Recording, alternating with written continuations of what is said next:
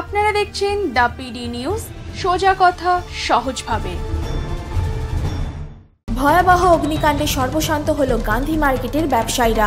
ঘটনাটি ঘটে দক্ষিণ 24 পরগনা জেলার পাথর প্রতিমা ব্লকের আড্ডিবাজার মিলন সেতু সংলগ্ন এলাকার গান্ধী মার্কেটে। সূত্রের খবর, গান্ধী মার্কেটে রয়েছে স্থানীয় ব্যবসায়ী সুশান্ত হাজরার বাঁশ, খড়ি, পাটকাঠি ও বিল্ডার্সের দোকান।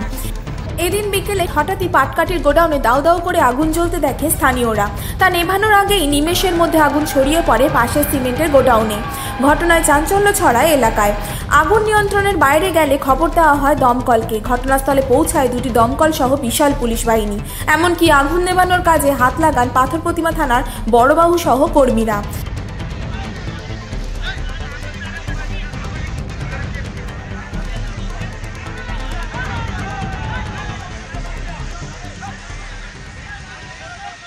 দুপুর আড়াইটার দিকে কামদেবনগর বাড়ি সুশান্ত হাজরা, আমার পাশে রয়েছে সুশান্ত হাজরা।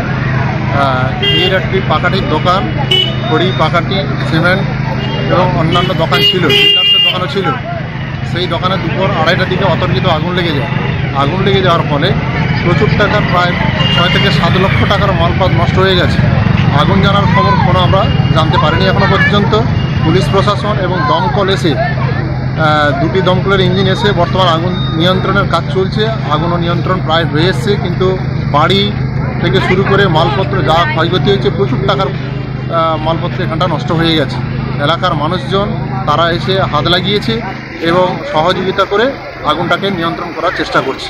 পুড়ে ছাই হয়ে গিয়েছে 3টি দোকান সহ 2টি মেশিন ভ্যান।